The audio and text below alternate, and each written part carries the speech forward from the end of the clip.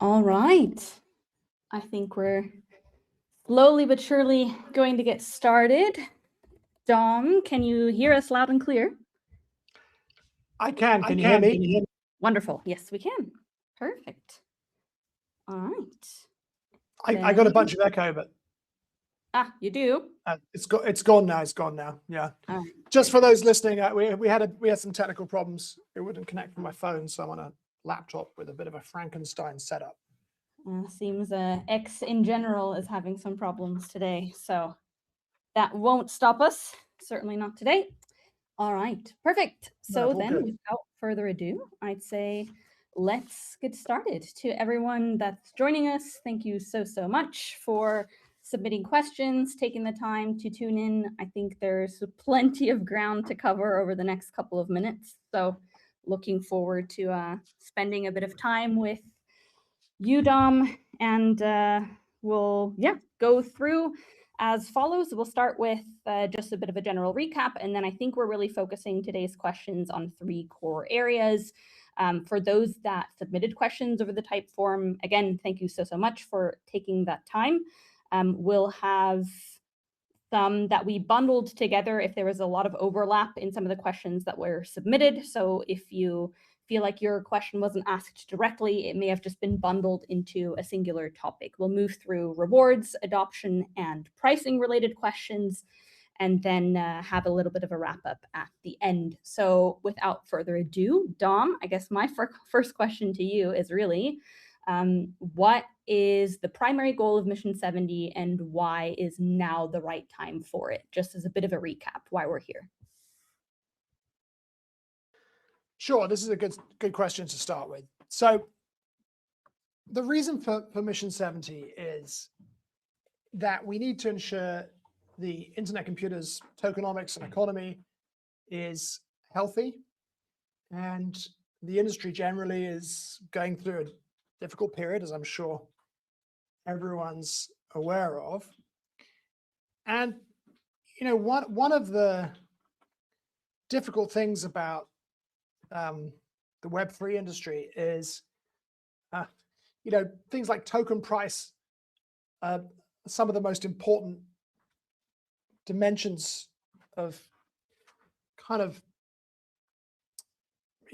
fronting an ecosystem. So for a lot of people in Web3, they're kind of put off by the ICP price chart. Now we all know the history of it.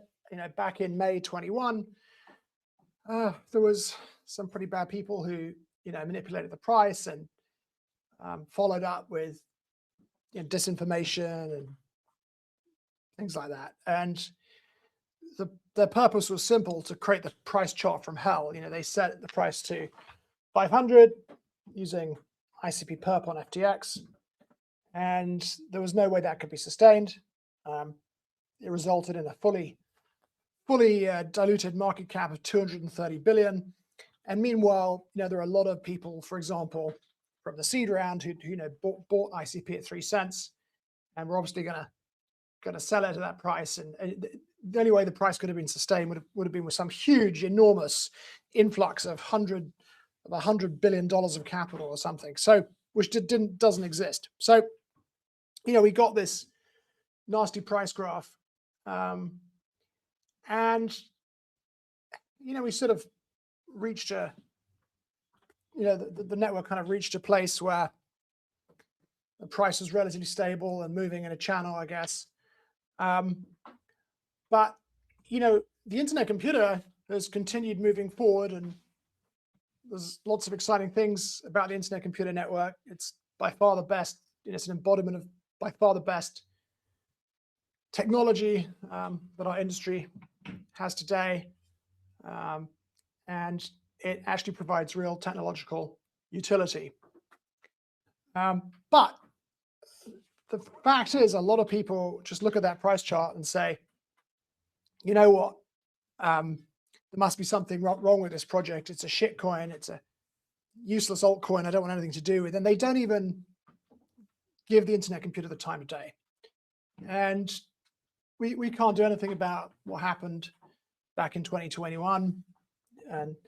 But we can, aim to ensure that this network can thrive, find ways for the network to thrive in current times.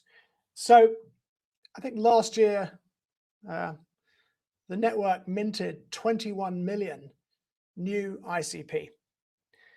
And that's just an awful lot of inflation for a decentralized ecosystem to ingest.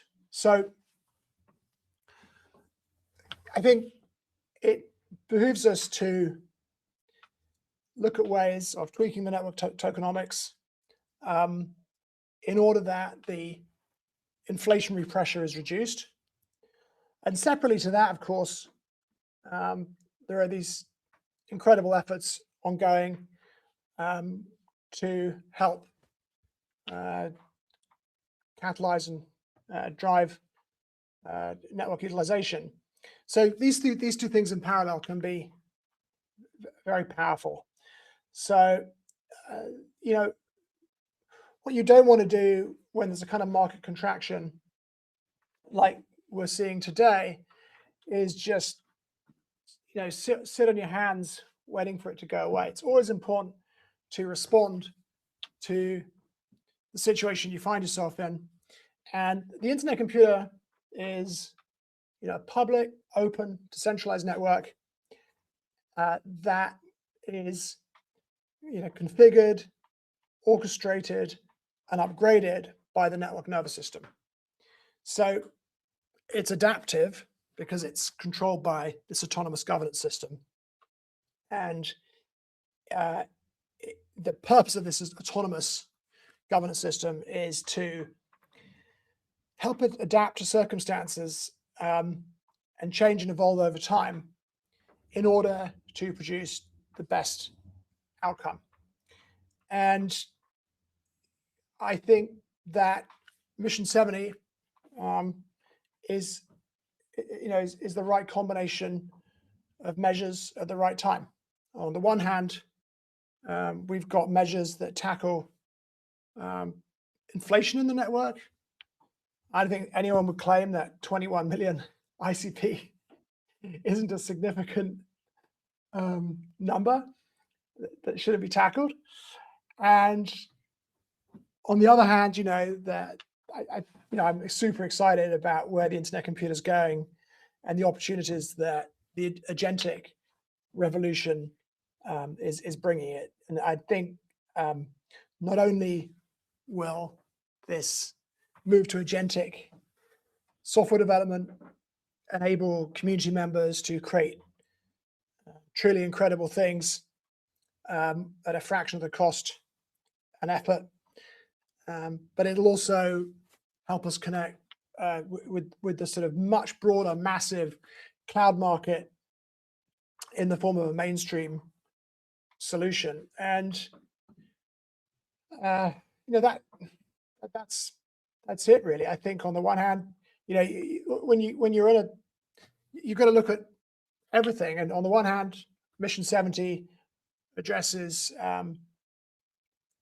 inflation. On the other hand, Mission70 talks about ways to accelerate internet computer growth, which addresses which will obviously create deflation. So in combination, these two things can be very powerful. Mission70 aims to reduce overall inflation, net inflation, if you like, by 70% this year, but it should be possible to reduce it much further. Let's see what's possible.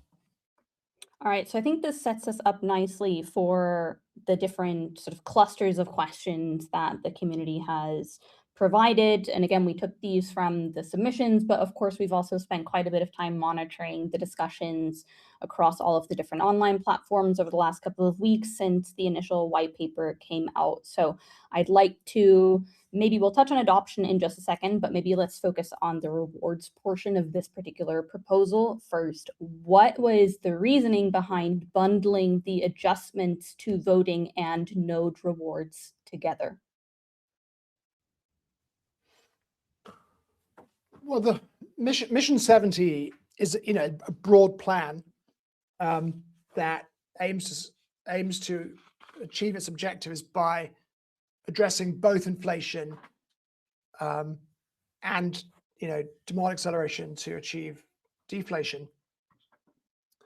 When you're looking at inflation, you've got to look at all of its sources. So those 21 million ICP that were minted last year, are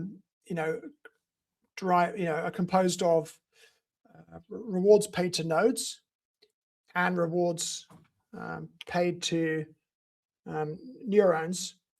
The majority actually go to neurons, but it makes sense to address all sources of inflation when you're trying to reduce it, and in the sense that people are earning rewards.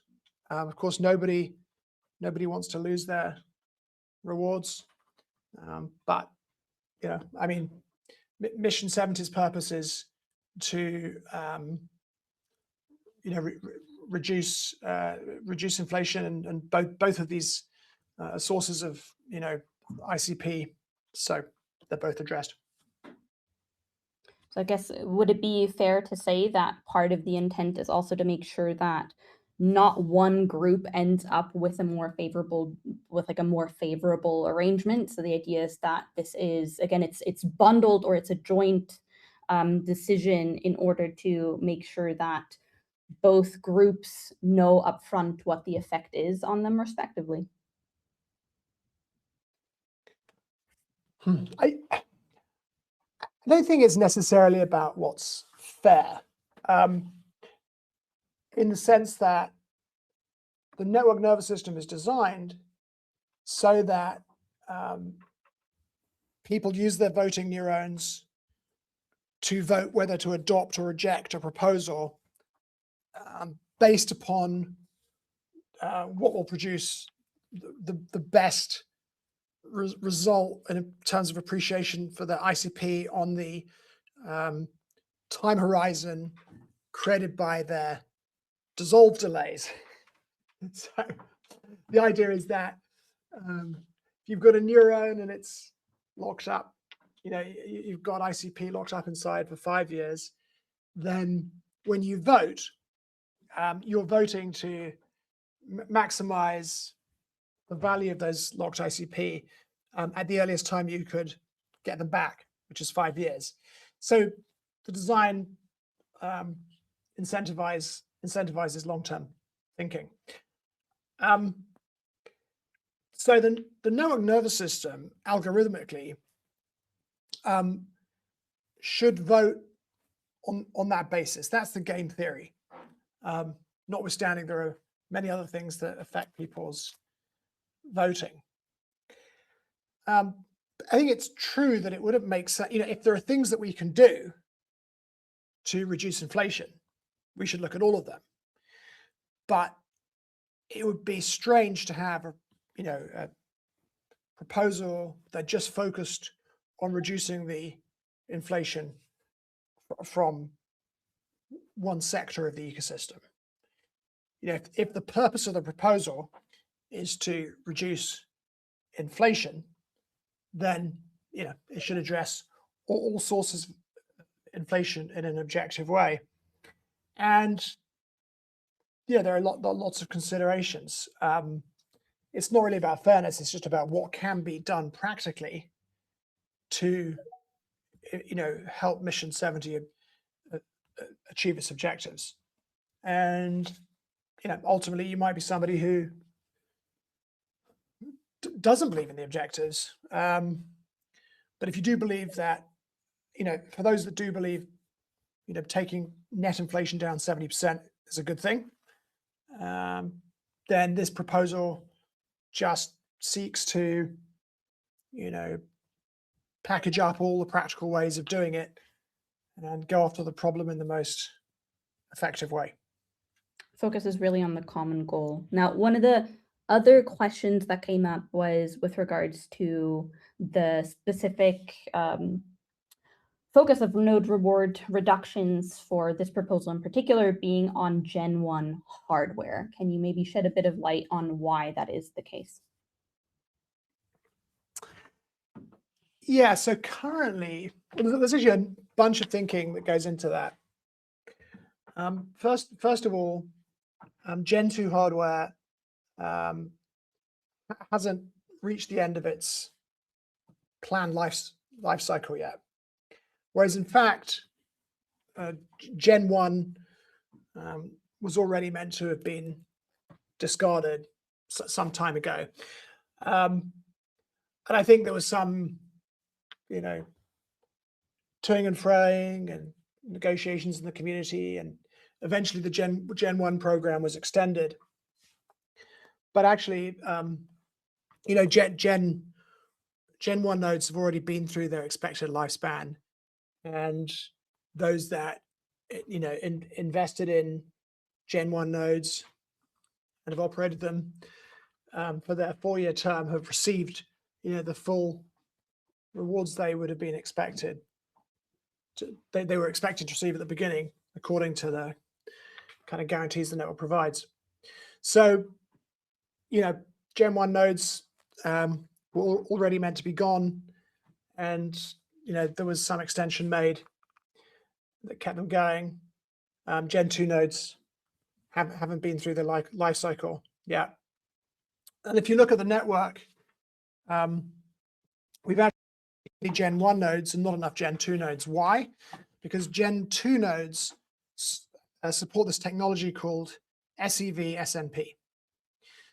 SEV-SMP is a hardware technology that enables the node to protect the data inside from somebody that might access the node. So with SEV-SMP, if somebody went into a data center and opened up a Gen 2 node, all they'd find is inside is encrypted bytes.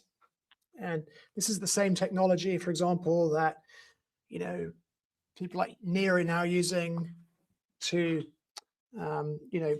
run private open claws. They call it ironclaw. And we think that as well, not only do we want to create subnets which provide this privacy shroud, and that means the subnet has to be composed completely from Gen 2 nodes, but we also believe that by creating these subnets from Gen 2 nodes, we can reduce the order of replication. So currently a default system subnet has 13x replication. We think that we can get a similar level of security with SEV-SMP because it also provides a level of tamper resistance, that these subnets can be brought down to 7x replication. So that means more canisters can be hosted on the network for less cost. So these are the two main reasons. Gen 1 nodes have already been through their life cycle. The network kind of extended the run, if you like, but in the current situation, it makes sense to begin to squeeze them out.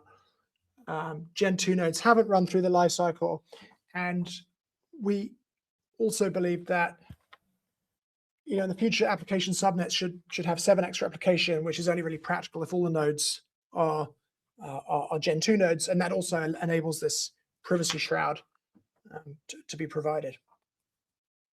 All right, so a lot of it has to do with more of a long-term view and the security functionality that it also unlocks in the long term. Let's take a look at maybe the flip side of things. One of the questions that came in was, of course, specifically with regards to 8-year neurons. Will former 8-year neurons have any special benefits going forward? Well, I'm pleased to say in the proposal they do. Nodes, neurons that are forcibly reduced from an 8-year lock to a 2-year lock benefit from an extra 10% voting rewards until 2030. One of the follow-up questions to that relates specifically to that default to 2 years from the 8. Someone asked whether or not neuron holders could be given the option to reset their neuron to 2 weeks instead of the default of 2 years. I think that'd be unwise. I mean, look, I think generally, like we don't want to, we don't want to see some huge flood of ICP to the market. What we're trying to do here is, get a proposal through that tweaks network tokenomics in such a way to make it more healthy. And, obviously we're trying to reduce inflation. We don't want to reduce that number of new ICP being created and often hitting the markets. 21 million were created last year. Swapping inflation for people suddenly reducing 8 years to 2 weeks and dumping, isn't coherent with that strategy. But more than that, I would say that actually 8-year neuron holders are getting in many ways a very good deal here. I know, I'm an 8-year gang person myself, and I'm a long-term holder and so on. But actually, everyone who's in the 8-year gang and been holding 8-year neurons has been benefiting from the increased rewards in the form of maturity appreciation on neurons that locking up for 8 years provides. And with this change, your lockup goes down to 2 years, but you get to keep all of the rewards you previously earned by locking up for 8 years. So, I understand there's a sort of emotional pull, we're 8-year gang, and what are we going to be, 2-year gang? My answer to that, by the way, is you had the Porsche 911 and then the Porsche 911 Turbo, and then the Porsche 911 Turbo S for the extra fast one. Well, when Porsche made the with the Taycan, of course, there's no turbocharger inside the Taycan. It's just electric motors and batteries, right? But they still have a Taycan Turbo and a Taycan Turbo S. It becomes, a symbol. The badge becomes less literal, but it means it still reflects, commitment, or in the case of the Taycan Power. So, I think the 8-year gang can continue like it did before, and I think, in actual fact, it's a really good deal. I mean, everyone's coming down from 8 years to 2 years. They're keeping all of the, increased maturity they got as a result of locking up for 8 years, and they're getting this 10% bonus. So I don't think people need to come down to 2 weeks, and it wouldn't be coherent with what Mission70 is trying to do either. Let's move on from rewards to, I think, the topic that we received the most questions about, and that's really more on the adoption side. Again, one of the core things that Mission70 proposes or focuses on is really accelerating this demand for the internet computer, and there's a number of different topics that it touches on, everything from cloud engines to caffeine, etc. And so we got quite a few questions in that centered around that. So let's maybe start with the first one. This was submitted by the Typeform, and they asked that it seems like Mission70 could not be needed if there were more utilization of the network as a whole. So what implementations or plans are there to ensure that this happens? Well, that's a really good question.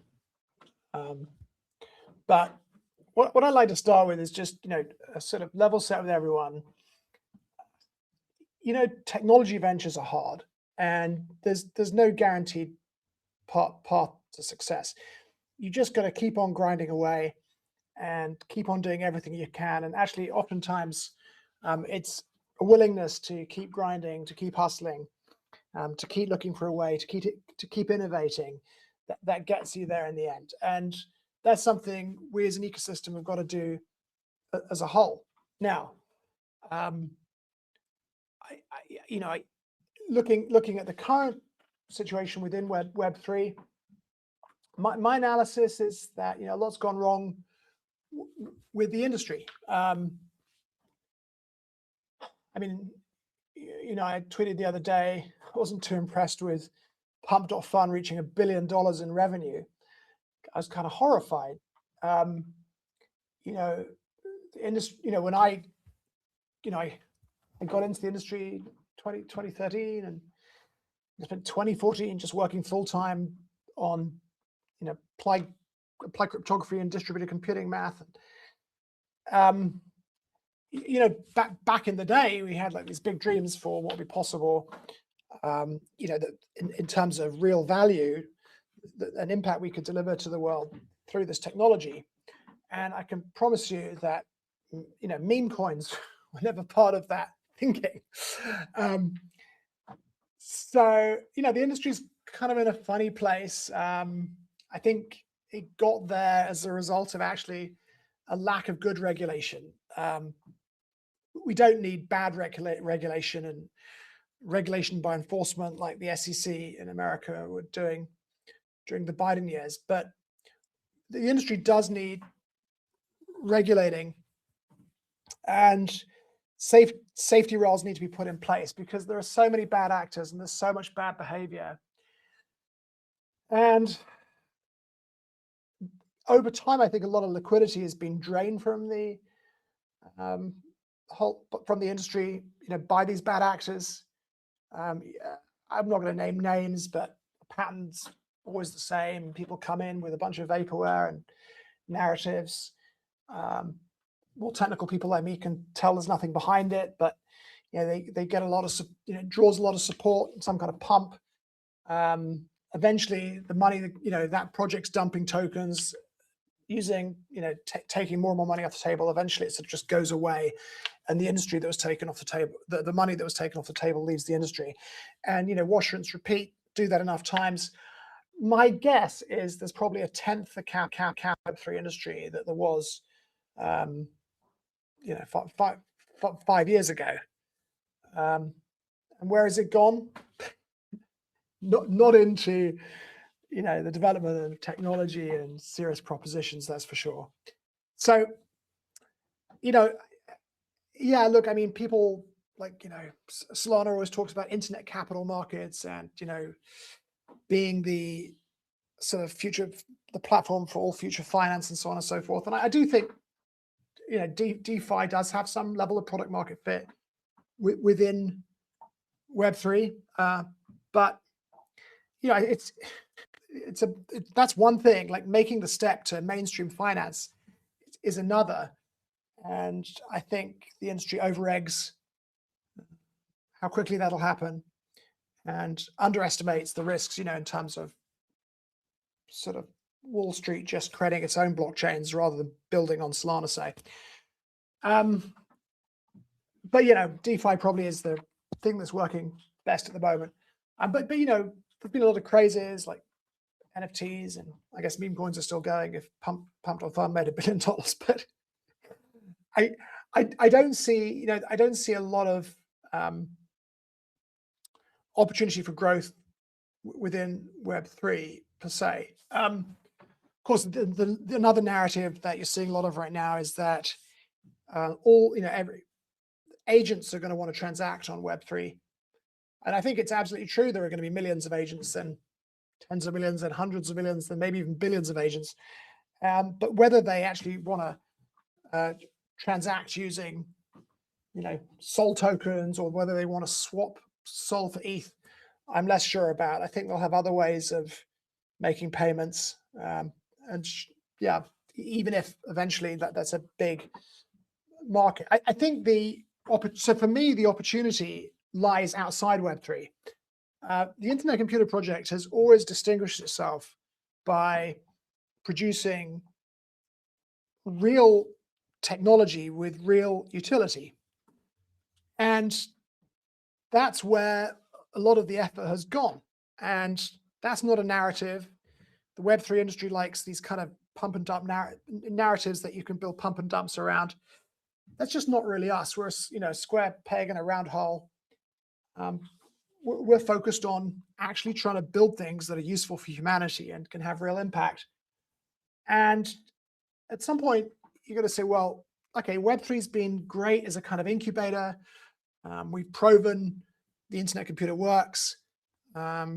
Services like OpenChat have run on the internet computer without a security team or traditional cybersecurity protections, even though they've got crypto inside and they've never been hacked. That's allowed the internet computer to grow, prove itself, and develop in a production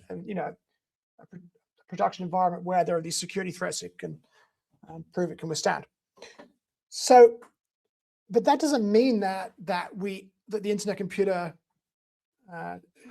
only has to address the needs within Web3. It can continue to address needs within Web3, but there are some much bigger opportunities in the world today. So, for example, this year, the cloud industry will produce will earn $1 trillion in revenue, $1 trillion in revenue. And in 2030, it's predicted to earn $2 trillion in revenue. And the breakdown is approximately in 2030, like 800 billion in revenue for infrastructure as a service, things like Amazon Web Services, like the foundational compute layer, and then 1.2 billion in revenue for platform as a service, things like Heroku, things that you can kind of higher level platforms that you can build things with, and SaaS, like software as a service, things like Salesforce. And we believe the internet computer is ideally suited as a platform for AI to create a new kind of self-writing cloud that addresses that entire pie.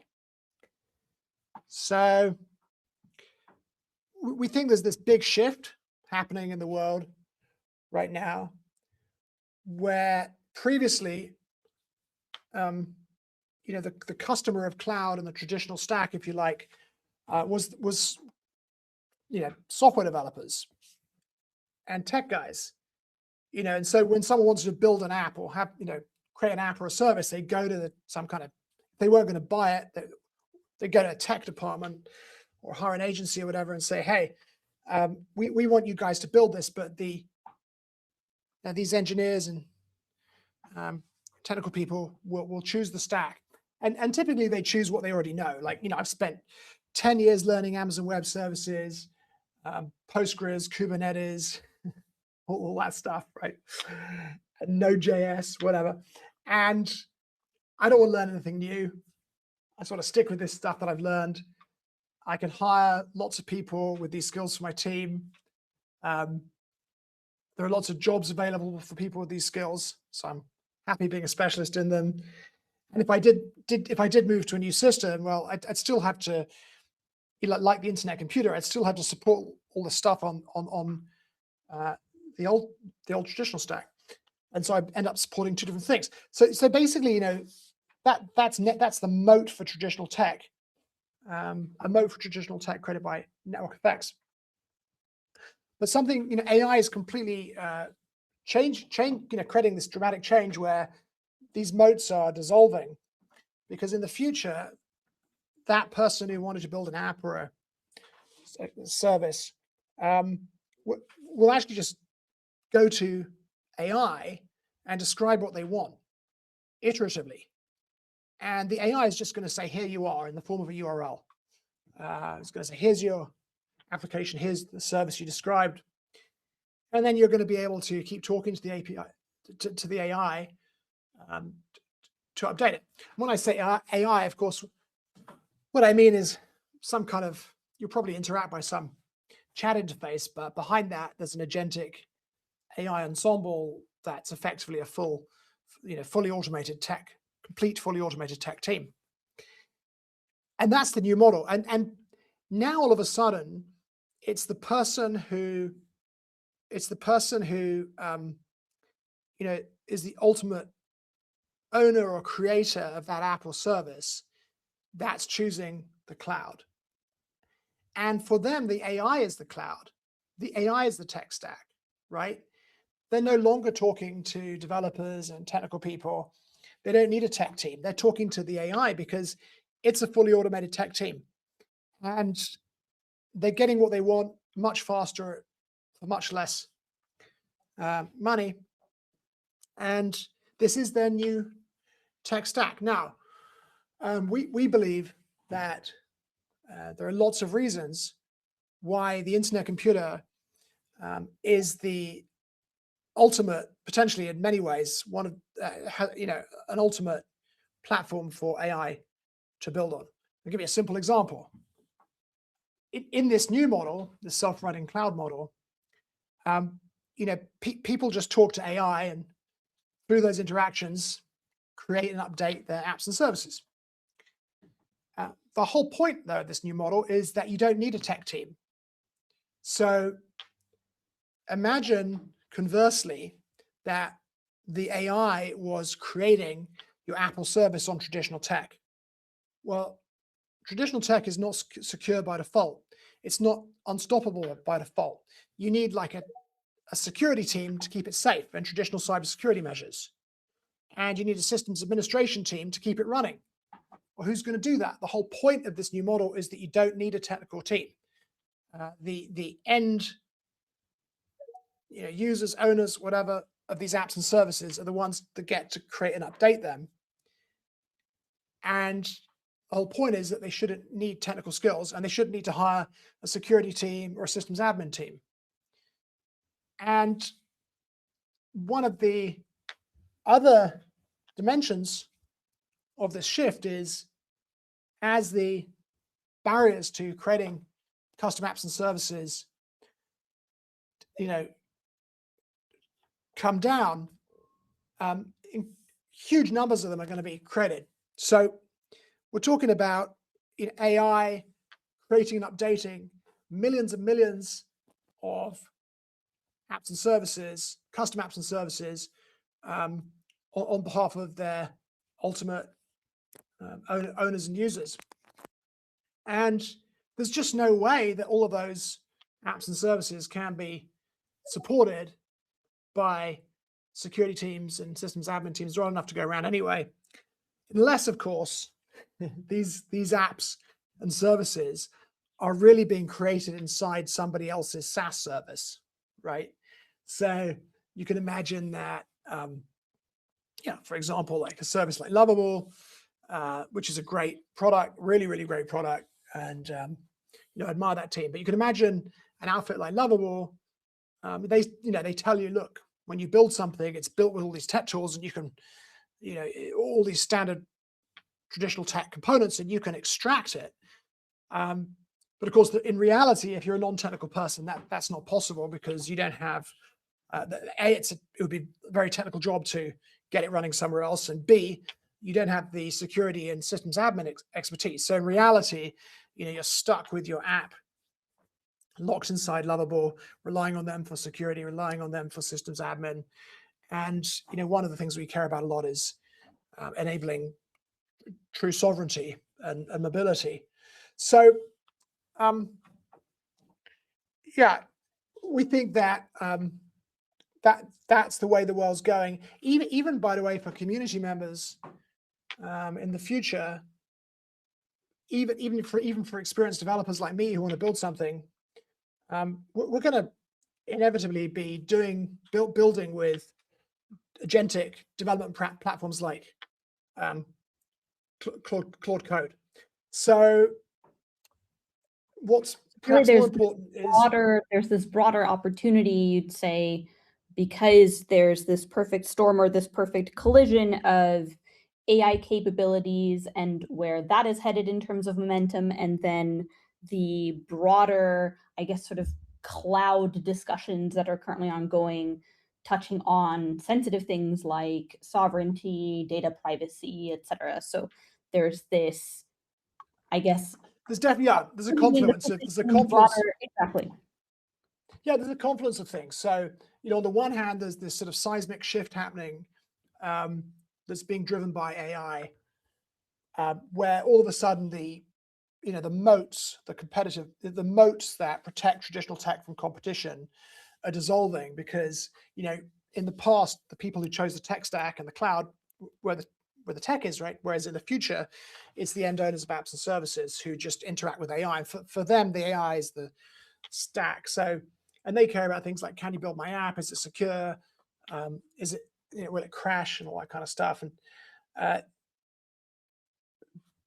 within that model, unless the apps they're creating via AI are going to be locked inside someone's SaaS service, which a lot of people don't want, the only practical way around that is to have the AI building on, tamper-proof cloud platform where you don't need, if you have an app, you don't need a security team to look after it. You don't need a systems admin team to keep it going, and that's what the internet.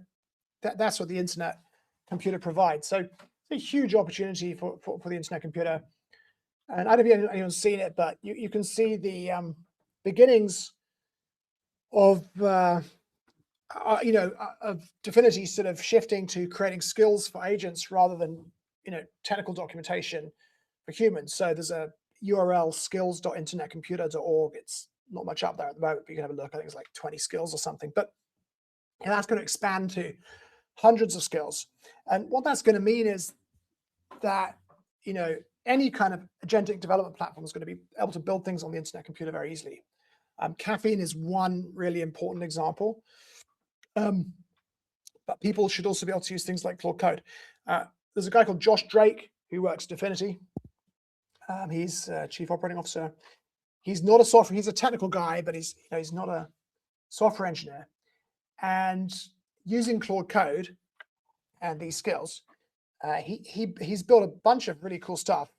He built a poker service using verifiable randomness, and recently he's built a Slack clone, and internally, that of course runs on the internet computer. And internally, we're all looking at this thing. It's incredible how good it is, and sort of wondering whether at some point we're going to be able to ditch Slack and move on to this thing that Josh has created. But he's not an engineer. I mean, this thing looks exactly like Slack, and it has much of the same functionality. And it's kind of cool too, because Slack has all these integrations, and so it's important to see where the limitations are.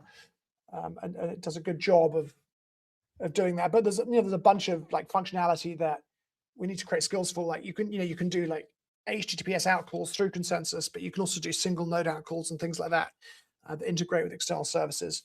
And I won't bore you with it all, but it's really exciting to see that a COO armed with Claude Code, which is able to access a very incomplete database of skills, is able to build a Slack clone on the internet computer. And an organization like Dfinity is actually thinking about switching to it and dogfooding. So it's it's exciting times, and certainly self-writing, I think, is very, very important to the future of the internet computer. Something I don't think is mentioned that much in the Mission70 white paper is I think agents are going to be built, in pursuit of their own goals, are going to need platforms to build on, and the internet computer is ideal for that too. So, for example, somebody could give a very broad objective to their OpenClaw agent running on their Mac Mini, say. Oftentimes that Mac Mini might want to, oftentimes that OpenClaw agent or ensemble of agents might want to, create some online infrastructure, maybe for interacting with other agents, or maybe to back up its files or something like that. And I think the internet computer is the best solution for that too. So, the future of all tech, not just the internet computer, is being a platform for agents. Everything's going to change. To give you an idea of to give you an idea of how this can work. So if Mark Benioff at Salesforce is pretty confident that people with Claude Code are not going to create a Salesforce clone that can pair off more than a fraction of his customers, because so much money has been invested into Salesforce, and there are millions of bug reports that have been processed and so on. And that's less true, of course, for like SaaS, where the product's pretty simple and the SaaS company is really just a sales and marketing operation. But for something, for Salesforce, they probably feel pretty secure in their technological moat, because just so much money and effort's been invested into developing the platform. However, they're terrified because they're realizing that Salesforce is a CRM, a customer relationship management system, that's designed for a world where the customers are human. And very quickly, that's going to change. All of us are going to have agents that do a lot of our shopping and purchasing for us. So, in the future, when you want to take a holiday, you might give your agent a bunch of broad objectives, and it'll go away and research things like a villa you could stay in and book your flights and so on. So in that world, in that emerging world, the customer is actually an agent. And so there are these just huge transformations, huge sort of tectonic shifts that are happening around AI. And all tech needs to be a platform for agents, not for humans, rather than humans directly. And the internet computer can provide some huge advantages in this area. So self-writing, where the platforms like Caffeine can enable you to create apps just through interaction with AI, apps and services through interaction with AI, is incredibly important. But I think just being a platform for agents is also very important. And that's why I think in the coming months, you're going to see a very large number of skills appearing at skills.internetcomputer.org, so that anybody can just pick up Claude Code and start creating something amazing. And it'll be very friction-free. You won't even need to, even if you're a professional software developer, you won't even need to read all this boring technical documentation anymore, because you'll just say to the agent, like, how do I do this? Or can you set up this, can you sort of create the boilerplate code for me that does X, Y, Z, and it'll just do it. I think in reality, like, agents are going to end up, even when professional developers are involved, agents are going to end up writing the vast majority of the code anyway. And the developer's just going to be the kind of agent master that tells it what to do and manages it and checks it's doing the right thing. The Cloud Engine piece of the puzzle is really like, in the same way Caffeine is sort of connecting the internet computer to the mass market by enabling anyone to build on the internet computer just by chatting with AI. And I guess you all know that's about to go through a big leap as we get to V3. Caffeine's becoming much more agentic internally. Cloud engines are doing something similar by kind of presenting the internet computer, which is a decentralized network, as a more traditional cloud platform. So, if you're a traditional cloud user, you're used to going to the Amazon Web Services website or the Cloudflare website or whatever it is, and clicking on the sign-in button. And then once you signed in, seeing a control panel. So if you see the Amazon Web Services control panel, it lets you spin up instances and S3 buckets for files and things like that. And that's what people expect. That's how people understand a cloud.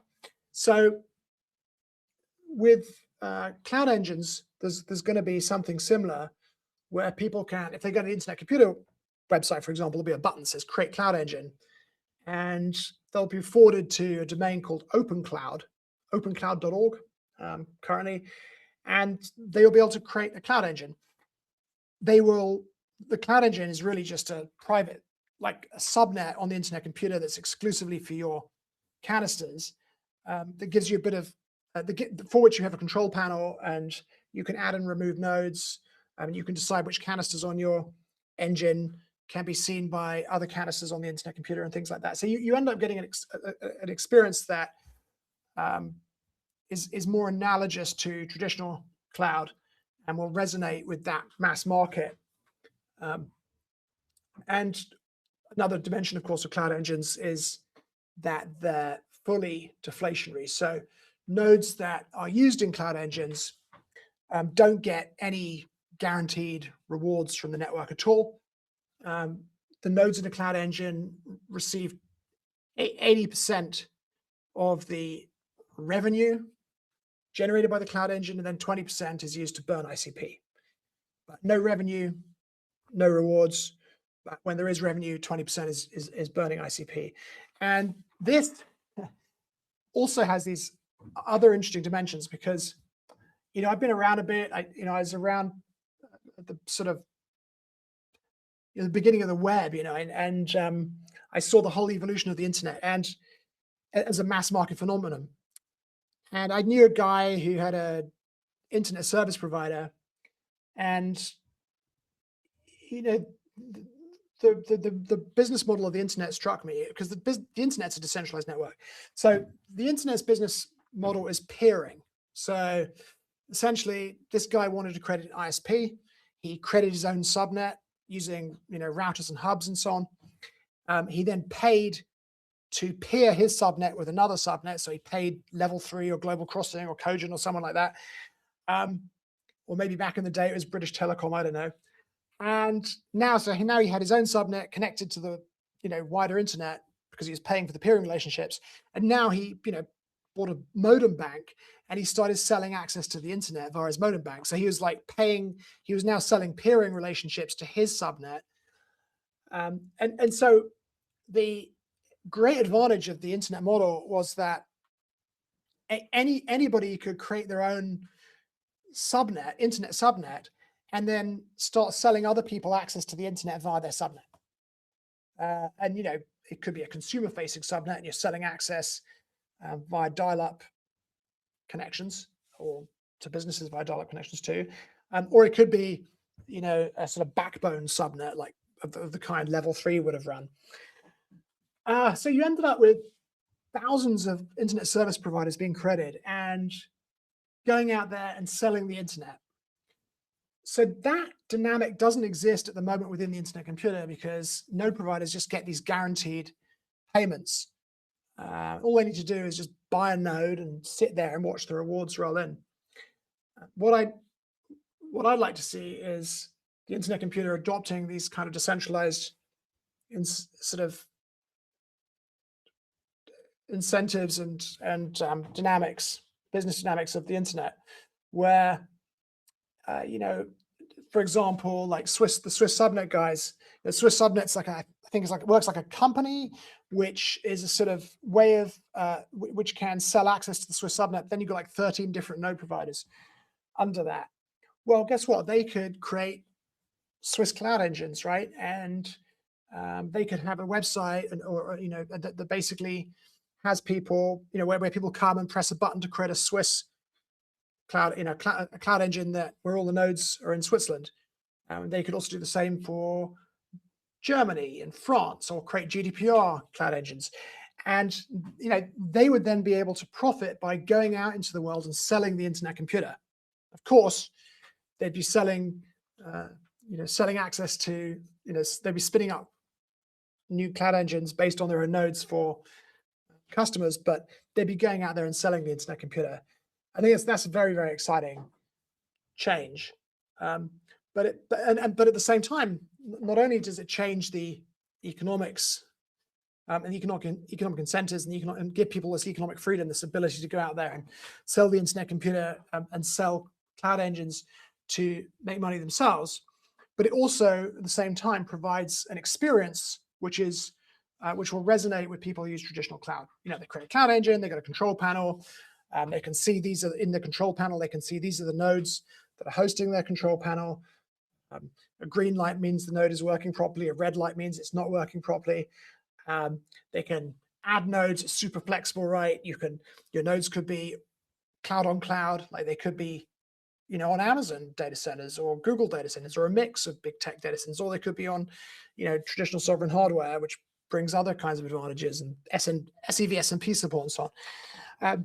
You could even start with a cloud engine on Amazon and go, damn, this is too expensive, and I want the privacy guarantees of sovereign hardware. And all you do, say you've got a subnet engine with, say, running on 7 nodes. You just add seven sovereign nodes. Say it's running on seven cloud on cloud Amazon nodes. Well, just add 7 sovereign nodes and delete the Amazon nodes, and you've now moved your cloud engine from Amazon onto sovereign hardware without interrupting any of the apps and services running on your cloud engine. So this is kind of powerful magic derived from things that already exist, pre-existing capabilities in the internet computer. So I think, with these two things, there's really infinite potential. For me personally speaking, I mean, I started thinking about internet computer back in end of 2014, 2015, and there's always meant to be this sort of mass market thing that would host a decent chunk of the world's apps and services. And I think this is, if we're going to get there, this is our moment. This sudden shift to AI is what we have to ride, and we're in a good place to do so. Cloud engines are an important part of that because it allows people to understand the internet computer more in terms of traditional cloud, where you get a control panel and so on, but it also uncorks these sort of economic dynamics that have been missing from the network, really, that the internet itself has always had. So I'm very excited. For me, I think this is absolutely going to be a turning point for the network if we can pull it off. And this is how we get to, if it's possible, $1 trillion scale. That's what we want to see happen. So there's really this, I guess, perfect storm of opportunities on the cloud engine front with regards to the potential to economically incentivize nodes, not just in terms of the network usage, but also from a BD perspective. And then, of course, with things like caffeine, with things like ICP skills, et cetera, you're really lowering the barrier to entry for people to actively utilize the network. I know that we still have quite a few questions to get through, so just want to be very mindful of your time, Dom. One of the questions, or actually a set of questions that came in, was really more focusing on what the anticipated impact of Mission70 will be with regards to the stability of the developer ecosystem in more of the near term. Because again, I think people generally see the long-term promise. What is sort of the anticipated impact in the near term? Well, look, I think firstly, people, Web3 developers building on the internet computer shouldn't underestimate how important the overall success of the internet computer is to their own endeavors. It's not always been easy for people in the past who've chosen to build on the internet computer because it's the best technology, because it doesn't have the visibility within the community and so on. Well, I think that's going to change. I mean, you've probably all seen that developer price graph. Well, that's going to go up a lot further. If caffeine at the moment is only able to sync a tiny portion of the developers with GitHub because of these stupid rate limits. But at some point, if the likes of Electric Capital fairly count all the vibe coders on the internet computer, hopefully some of these shifts are going to start happening where people wake up and go, wow, there's something really amazing going on here. And in the end, I think, a rising tide floats all boats, right? We need this ecosystem to be healthy and be on the up. I also think, the shift towards agentic development is going to be really big for developers in the ecosystem. It's going to make developing things so much easier. You'll be able to use Claude Code or Anti-Gravity or Cursor or whatever it is you're using to create the most amazing things with a tiny fraction of the effort and in a tiny fraction of the time, and the quality will be even better oftentimes too. So I think that this general shift towards agentic is going to really benefit developers. I mean, the one thing I know a lot of people have been concerned about is, which we haven't talked about in terms of addressing inflation, is that there was that proposal that went through that increased the cost of subnet memory.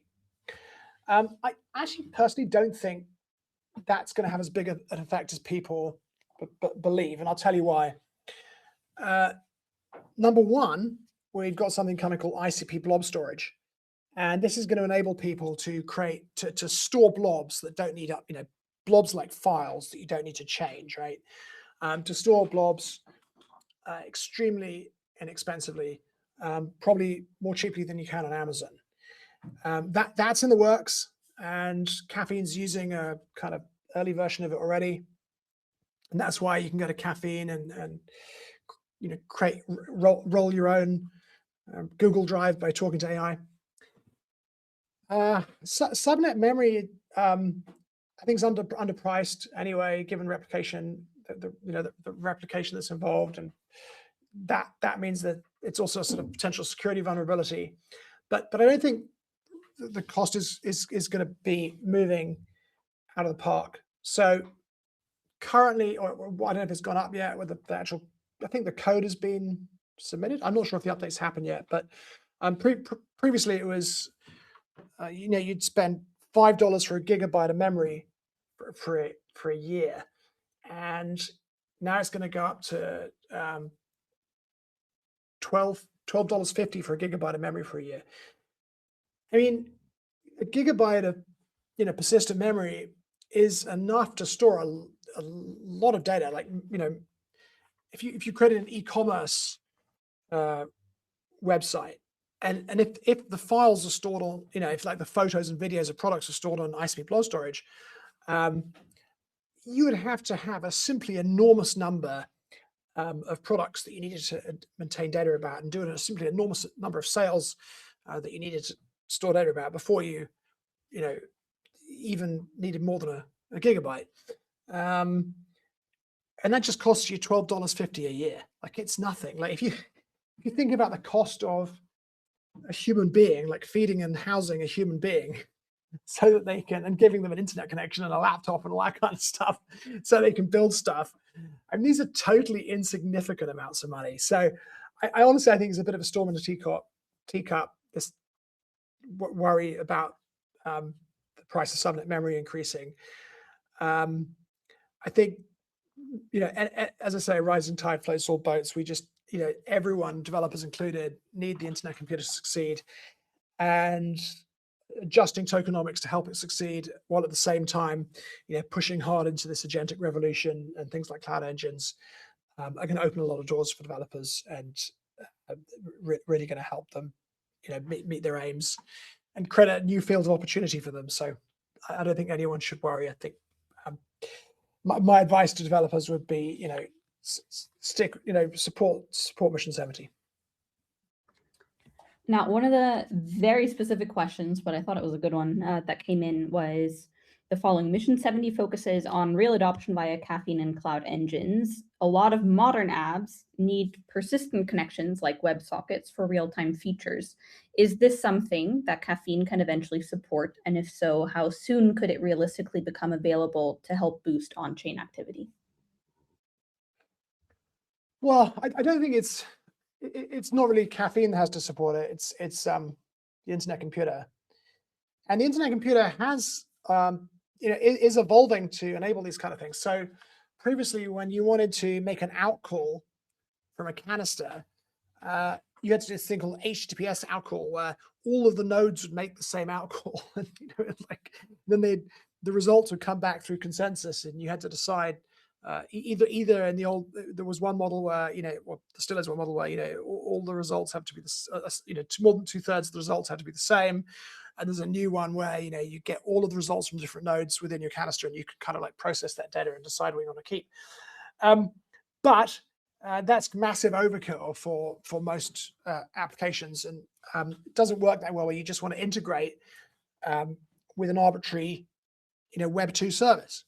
So for that reason, single node out calls were added, and the Motoko team, which works now as part of the Caffeine team, driving that language forward, has created an open API generator so that you can point this, or Caffeine can point this, but everyone else will have access to this stuff too. And you can just point this at a Web 2 service, and then it creates, a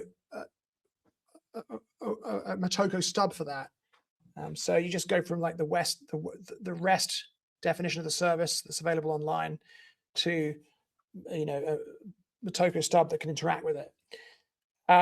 So that was obviously a recent addition. I don't know how long that's been around, but it's not been around that long. And I think support for WebSockets is something that's sorely needed. I'd really love to see that as soon as possible. But realistically speaking, we've only got so many developers. I'm hopeful that AI is going to accelerate the pace at which we can, the Definity can, help the community get these features. But we'll have to see. But yeah, I mean, I think WebSockets is something that's sorely needed, and hope to see that come as soon as possible. Nice.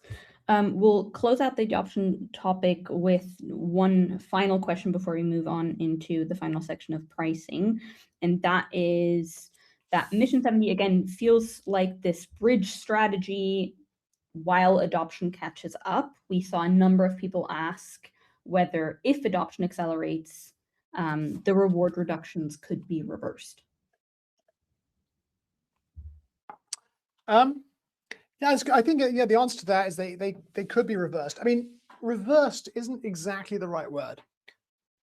The network nervous system enables the internet computer to be adaptive, and this was something that was described back in 2016. I think there's a Medium, if you search for Dominic Williams Medium blockchain nervous system. It used to be called the blockchain nervous system before it existed.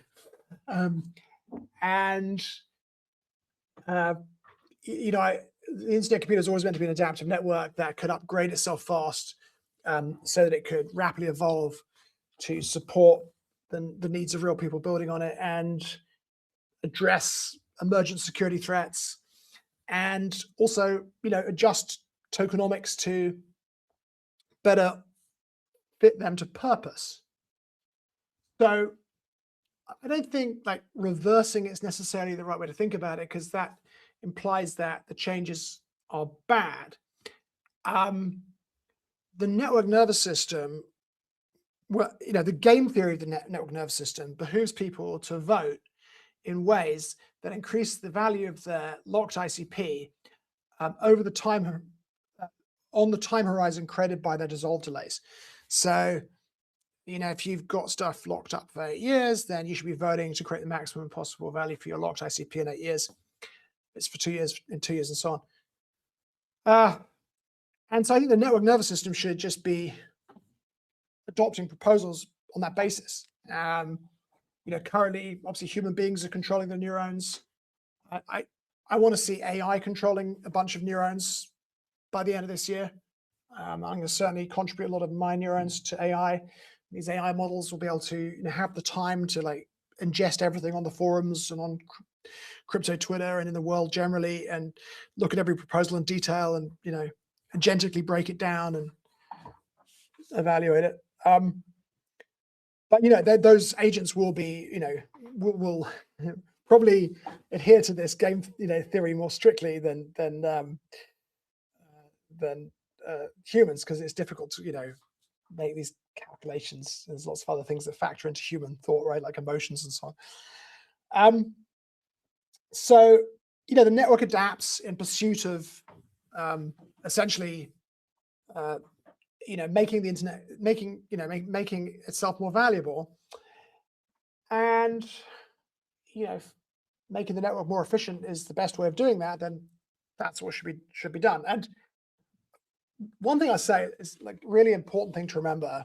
I've seen a lot of people forget this recently. Is let's say you've got a reward that's 1 ICP per month. Well, if the price of ICP doubles, next month you're getting the equivalent of 2 ICP the previous month, the equivalent value. It's not just about the number of ICP that it's not just about the number of ICP you're receiving in rewards through running nodes or participating in governance. It's also about the value of the ICP in real world terms that you're receiving. So it's possible for the rewards that you receive denominated in ICP to go down, but the real world value of rewards to go up. And the network nervous system is more concerned with the real world value of ICP. So, I don't think reverse is the right way of thinking about it, but it is true that the network nervous system could and probably should, if it's beneficial, make further adjustments and keep on fine-tuning. That's one of this adaptability is one of the key characteristics of the internet computer. And this moment, I think, with with the network, with the Web3 industry being in this sort of crypto winter from hell kind of thing, going through this contraction, and on the other hand, the internet computer is sort of pivoting this extraordinary agentic future where there's so much opportunity for it. I think it's this adaptability. It's the right time to fix tokenomics for the circumstances, make the network as efficient as possible, adopt a forward posture, and go pursue the opportunities with a sustainable network. And now I think if Mission70 goes through, it will be the internet computer proving the power and value of a network being adaptive and having a truly autonomous governance system that will autonomously execute proposals that are adopted. Like that's a unique capability of the internet computer, and I think this is where it's going to really prove its worth. All right, I'm going to close this out with the 2 questions on pricing. And since you've already touched on replicated subnet memory a bit, I think this should be pretty straightforward. So again, why increase the price for replicated subnet memory? And then the second one was, is there a cheaper alternative for large data storage? Well, I think the reason we're increasing the price for replicated subnet memory is it's probably much cheaper than it should be, because it's so cheap, somebody could really just buy up all the internet computers' subnet memory for not that very much money, and nobody else will be able to get new subnet memory. So it should be a more expensive resource for people to acquire, even for security reasons. But also, it doesn't need to be priced as cheaply as it is today, because there are new solutions coming for storing things like blobs. So, for example, OpenChat currently, actually maintains those photos you see in chats and chat threads inside, and videos even inside subnet memory. Subnet memory is expensive and limited, so I think it has a sort of rolling window, and after like 100 meg or something of images or whatever, or media in a chat thread, it starts deleting the old ones, something like that. But in the future, that won't be necessary. There'll be this abundant, low-cost blob storage that can be used. So because of that change, subnet memory can be repriced near where it should. By the way, something I should mention too. Currently, these subnets have 13x replication. Application subnets have 13x replication. That's a lot. Like, it's sort of Nakamoto coefficient 13, but of course it's more nuanced than that. These default subnets have nodes run by different node providers in different data centers in different geographies, different jurisdictions. I mean, they're designed to be absolutely indestructible. We think that probably 7x with Gen 2 nodes using these this SEV SNP sort of trusted execution environment shield will do the same thing. That will reduce the replication of subnet memory. And I think with cloud engines, we're going to see people creating 4x engines, i.e. 4x private subnets, and they'll have lower security privileges. Like they won't be able to make calls to canisters on other subnets that include cycles, because it's only 4 nodes and they might be manufacturing cycles, it might be broken. But I think as the internet computer sort of pushes into the realms of traditional cloud, I think a lot of people are just going to want to create these 4x cloud engines. That will be plenty of security and resilience for them. They'll be very happy with that. It's much better than what they get normally. And so subnet memory will only be replicated 4 times, and it's going to be cheaper than what you're seeing on these 13x subnets. So I think no one needs to worry about that. And obviously the second question is there a cheaper alternative coming? And the answer is yes. It's called ICP blob storage. The prototype's already being used by Caffeine. It's not quite ready for prime time yet in terms of we'd like to do some other stuff and to centralize it more and so on, but it's coming. Yeah. All right, and to close us out, the 2 final burning questions are: 1, of course, will DFINITY vote on Mission 70 and the current proposal? And 2, are there more Mission 70 related proposals planned after this one? Will DFINITY vote? It's a difficult one because I think DFINITY generally likes to be kind of neutral and not vote and see how things go. And then once it's sort of settled down, it adds its vote just to speed up the voting process. So when one party gets ahead, it's all right, we'll back that and let's get this vote, this proposal executed, kind of thing. Also, sometimes DFINITY see something that's a proposal that has problems or is wrong, they'll execute it, it'll leverage its vote. And of course, the reason DFINITY has a lot of voting power is a lot of people have configured their neurons to follow DFINITY's vote. And in this case, we'll have to see. It's a tricky one. Look, I think DFINITY is entitled to an opinion too. DFINITY is a very important ecosystem player. And in a way, DFINITY's vote, represents all the people that are working around the clock on this technology, trying to make help the ecosystem succeed. So, yeah, DFINITY does deserve a voice. And I think it's sort of is it a little bit schizophrenic on this kind of thing, flip flops back and forward. It wants the community, it wants to be neutral, and stand back and only sort of leverage its vote when it's as a sort of safeguard. In this case, I can't tell you whether DFINITY will vote or not. I think personally, Mission 70 is important. I'd ask anyone who thinks it's not important just to remember that 21 million ICP that were minted by the network last year. That's a lot of bloody inflation, honestly. And I remember back in the day, Ethereum used to produce this huge amount of inflation in the early days, and a lot of the designs, I was part of it's a different place today. As I mentioned, I think there's probably less than 10% of the liquidity remaining with all these kind of things that go on that there was 5 years ago or something. So there just isn't the liquidity in the market to soak up that kind of inflation. Networks have to tighten their belt. The internet computer is capable of that because it's adaptive, and the network nervous system can push this kind of thing through. I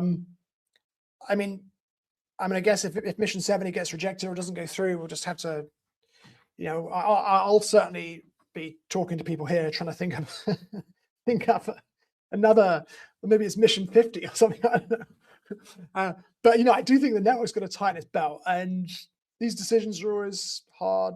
I just remind people, think about those 21 million ICP that were accredited last year. We got to tamp that down.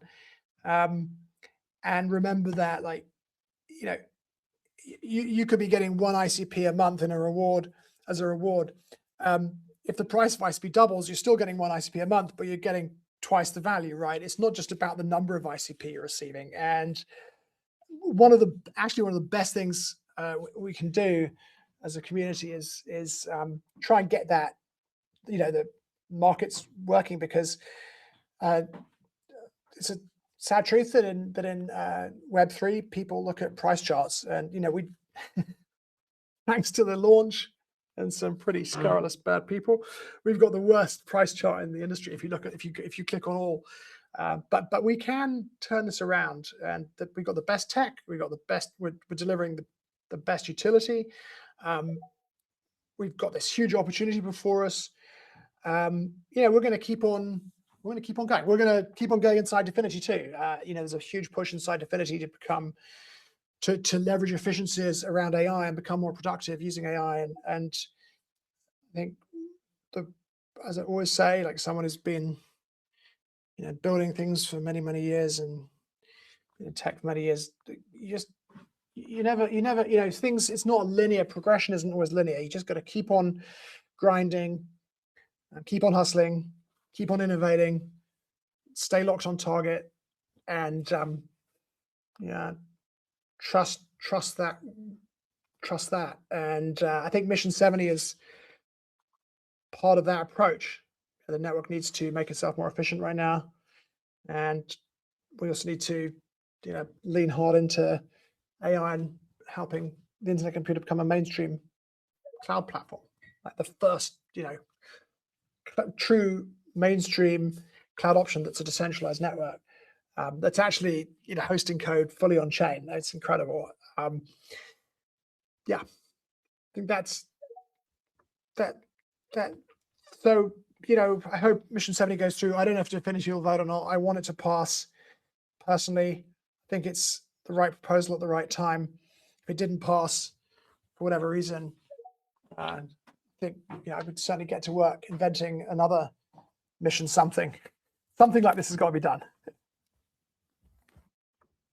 All right. On that note, thank you so much, Dom, for being so gracious with your Thanks. time and spending the last 90 minutes with us. Thank you to everyone who submitted your questions. It was crucial that we get your input and your feedback on this proposal. It's been great having the community voice their opinions and share their concerns, excitement, etc. So I think these types of conversations are incredibly important. Thank you to everyone who spent the last 90 minutes with us. It's been a real pleasure, and we look forward to seeing what happens. And I just want to say, to everyone in the community, like, your energy really, inspires us and keeps us going. Like, you're the reason, the big part of the reason we work as hard as we do. So thank you.